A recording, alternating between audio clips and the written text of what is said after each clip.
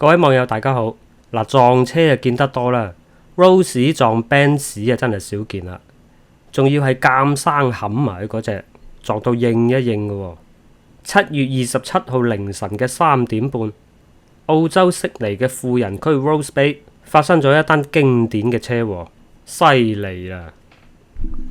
一部價值100萬澳元嘅定製款勞斯萊斯 Tiffany Blue，因為酒駕衝入逆行車道，硬冚一部 Benz 嘅商務車。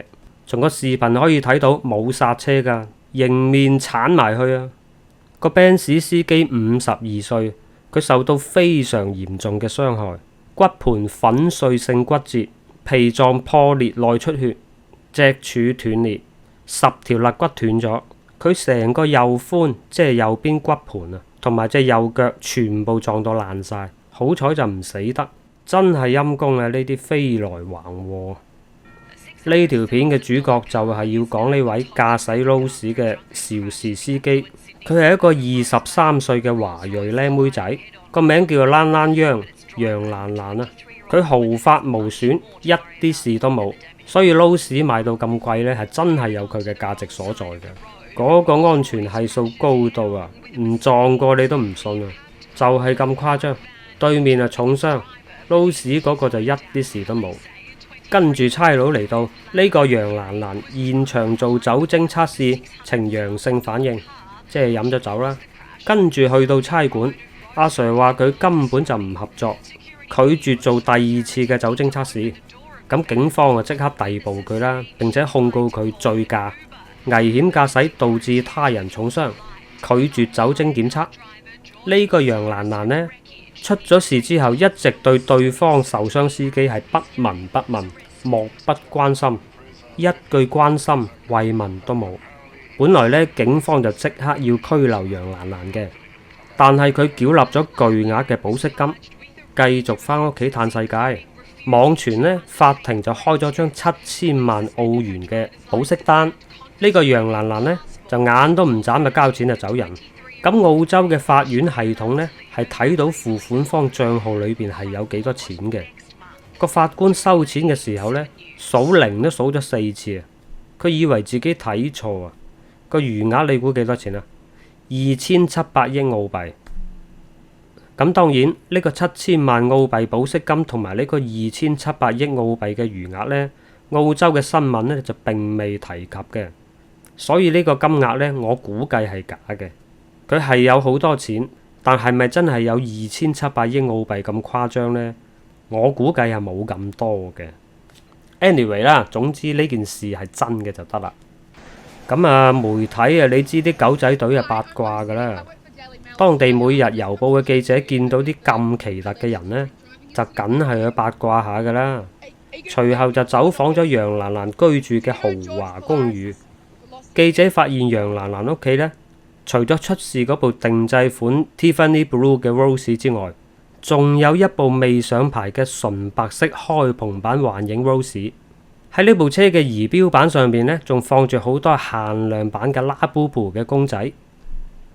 記者採訪咗楊蘭蘭嘅鄰居，佢哋話呢個華人女仔呢就好有禮貌嘅，而且呢比較怕醜，幾乎唔會同人溝通嘅，非常之低調。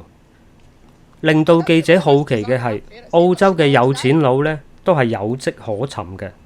喺網絡上一搜索就好清楚睇到佢哋嘅財富來源，係創業成功嘅企業家呢，又或者係家族財富嘅接班人呢，都係有資料寫得清清楚楚嘅。但係呢個23歲嘅楊蘭蘭呢，就相當神秘，佢冇註冊任何嘅社交媒體，亦冇註冊公司，根本係揾唔到佢任何嘅痕跡，只係知道佢喺澳洲東區一個價值幾百萬澳元嘅高級豪華公寓頂層居住，過住極度奢華嘅生活。呢個複式嘅頂層單元擁有270度嘅環繞式陽台，望住悉尼歌劇院，並且出入有司機接送，有助理跟住，有保鏢。佢日常嘅穿着全部都係 Chanel 啊、Dior 啊、Gucci 啊、Hermes 啊，反正全部都係名牌嘅限量版、定製版。呢單車禍引起人注意嘅係呢個楊蘭蘭呢個身份係相當神秘嘅。佢楊蘭蘭呢個名呢，一定就唔係佢嘅本名嚟嘅。佢成個身份呢都係重塑出嚟嘅。佢啲錢呢都係已經洗白晒，過濾到乾乾淨淨嘅。當地媒體又好，啲網友人肉又好，冇辦法查到佢嘅真實身份嘅，空白一片。楊蘭蘭同差佬接觸嘅過程，都係有意咁遮擋住自己嘅面嘅。佢好顧忌自己個樣曝光嘅。佢呢啲咁低調、咁隱藏式嘅生活方式，好明顯係有人教嘅。阿女，你要生性啊！你千祈唔好俾人知道你係邊個嘅女啊！好大鑊噶。普通商人係唔需要咁樣去隱藏嘅，尤其係中國人基因裏邊就中意炫耀、好面子嘅。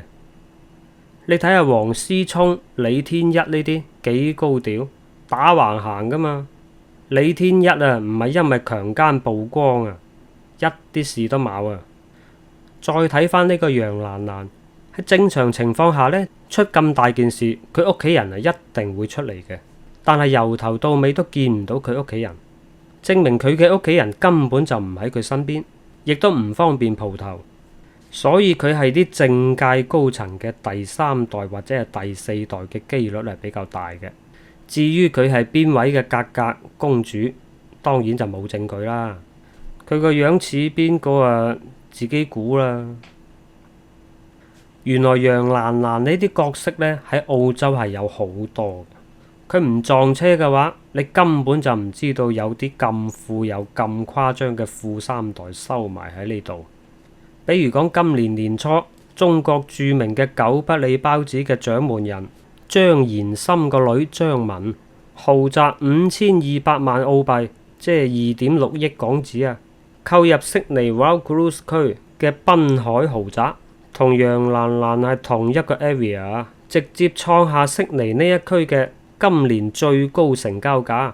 咁呢個張民呢，就係雙二代，所以佢並冇刻意去改身份啊、隱藏啊咁。呢啲信息呢，喺網上一查就查到噶啦。而狗不理包子呢個品牌呢，係創立於1858年。係新中國成立之後呢，就收歸國有，成為國企。就去到2005年呢，就賣咗俾私人。咁所以呢啲後代呢，都係不是一般嘅有錢噶啦。悉尼當地發行量最大嘅報紙《悉尼先驅報》啊，借此呢，就展開咗長篇嘅調查，向大家揭秘咗一群喺澳洲過住奢華生活並且極其低調嘅華裔後生仔。根據一位經常為呢啲富豪群體提供服務嘅司機講述，佢哋嘅錢係多到無法想像。中國人真係太有錢啦！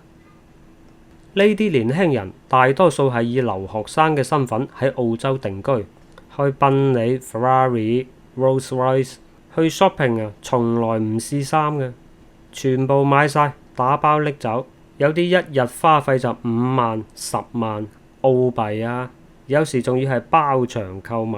佢哋一般都唔喺社交媒體上邊炫耀，佢哋只要唔出事唔曝光，永遠唔會有人知道佢哋嘅存在。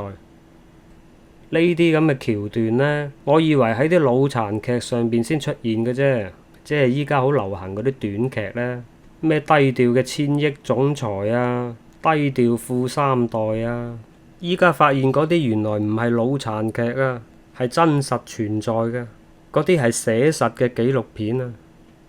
今日分享到呢度，多謝大家收睇，我哋下條片見啦，拜拜。A young woman was allegedly drunk behind the wheel of a Rolls-Royce when she crashed into another vehicle at Rose Bay in the early hours of this morning. Police say the 23-year-old refused to undergo a further breath test in custody. Her car, worth around $1 million, now a write-off. She clearly hasn't heard of stealth wealth. What happened last night? But Lan Lan Yang didn't look happy to see cameras as she left Waverley Police Station. Can you tell us how you're feeling today? The 23-year-old was allegedly behind the wheel of a Tiffany blue Rolls-Royce, thought to be worth around $1 million, when it slammed head-on into a Mercedes-Benz on New South Head Road in the early hours of this morning. Chauffeur George Plasaris was trapped inside his van for an hour. The 52-year-old eventually cut free and taken to hospital with serious neck, back and leg injuries.